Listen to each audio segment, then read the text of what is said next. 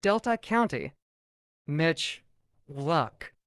The Michigan State Police announced Friday that a Wisconsin man has been criminally charged with kidnapping and sexual assault 39 years after the crime occurred in Delta County.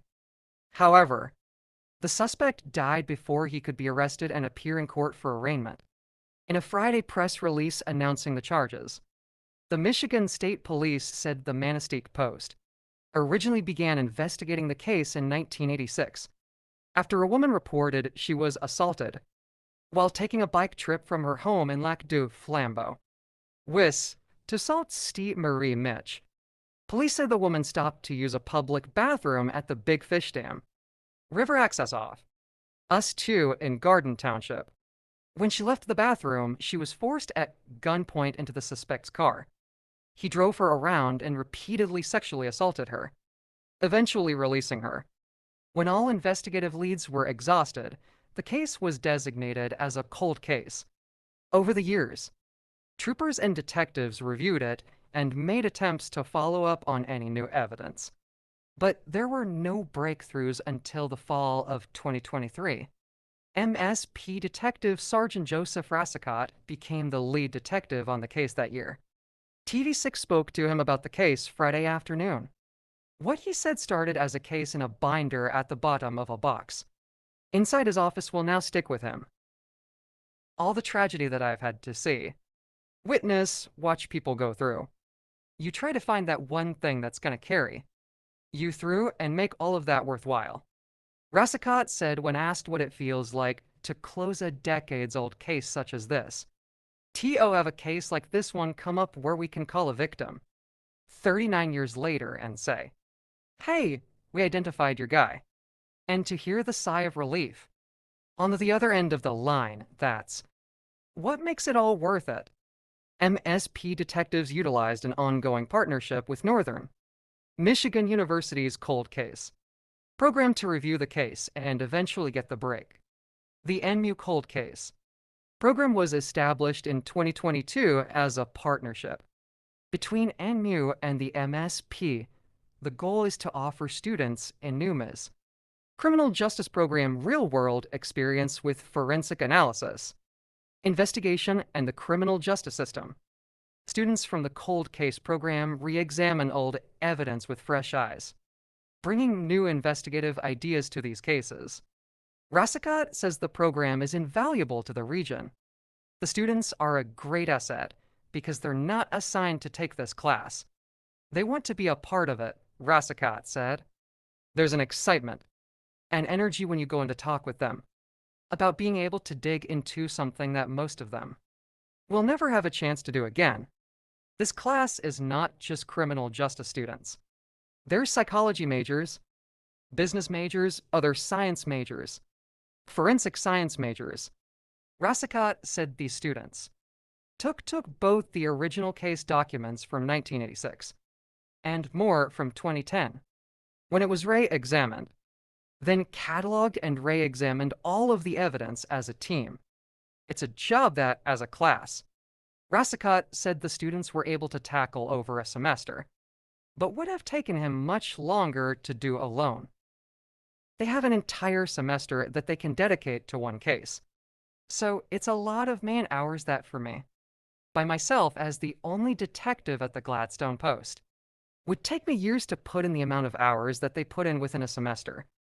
Rassicott said, during the students' analysis, they recommended the case be evaluated with forensic investigative genetic genealogy.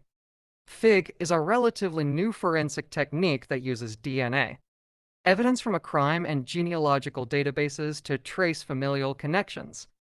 The MSP Forensic Science Division contracted with a private laboratory to review the evidence and complete the FIG testing, which resulted in an investigative lead for detectives. This is a true example of a team effort, and that team effort goes back to 1986, when those troopers responded, followed protocol, had a CSC kit completed with her, and preserved that evidence, Rassicott said. 2010 it gets reopened. Investigators dig hard and maintain and preserve the evidence. and then the cold case class organizes it. We still have the evidence in possession and properly sealed and maintained, the way it's supposed to be. Russicott said MSP analysts were able to dig up further information on the suspect via the genealogy results. MSP detectives then coordinated with the Wisconsin Department of Justice's Division of Criminal Investigation and the Forest County Sheriff's Office to identify a 78-year-old man and eventually write a warrant.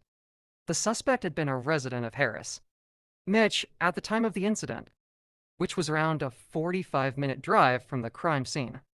Police say he moved to Wisconsin shortly after. Russicott said the warrant allowed him to collect DNA from the suspect.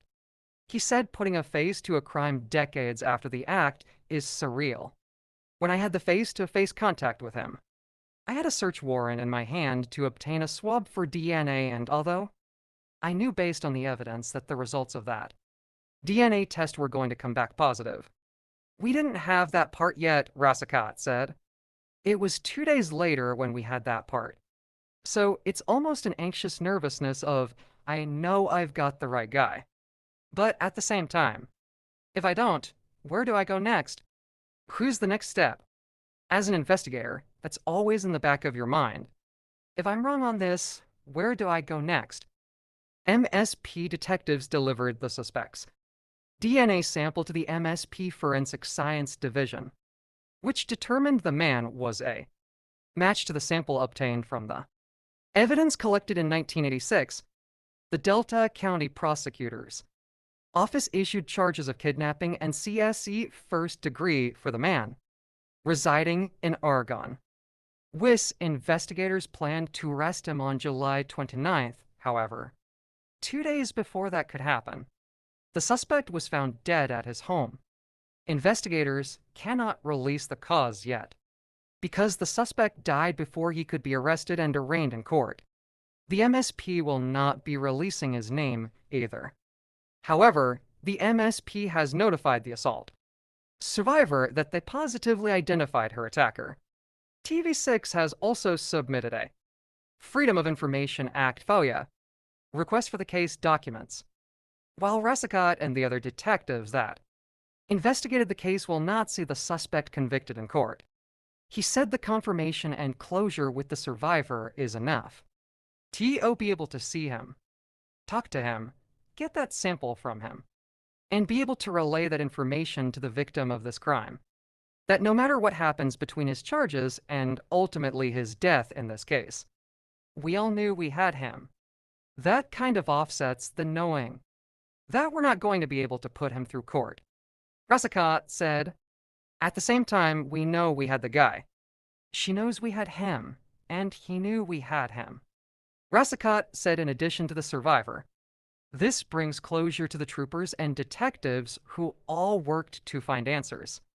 I've been in this department for 27 years now, and there are cases that I don't have answers to that I've handled over the years. And one of the things that sticks with me in this case is, not only was I able to call the victim, but I was also able to call one of the 2 original responding troopers on the night of the incident and tell him that we had his guy. Russicott recalled, his response was this was one of the cases that went unsolved in his career that still haunted him, and now he has an answer. So we dedicate the time that we can, as much as we can, when we can. A lot of things come in and out of our door, but nothing is ever truly forgotten. The Forest County Sheriff's Office is overseeing the suspect's death investigation. The case is believed to be the oldest sexual assault case in Michigan to be solved utilizing FIG. Copyright 2025 WLUC, all rights reserved.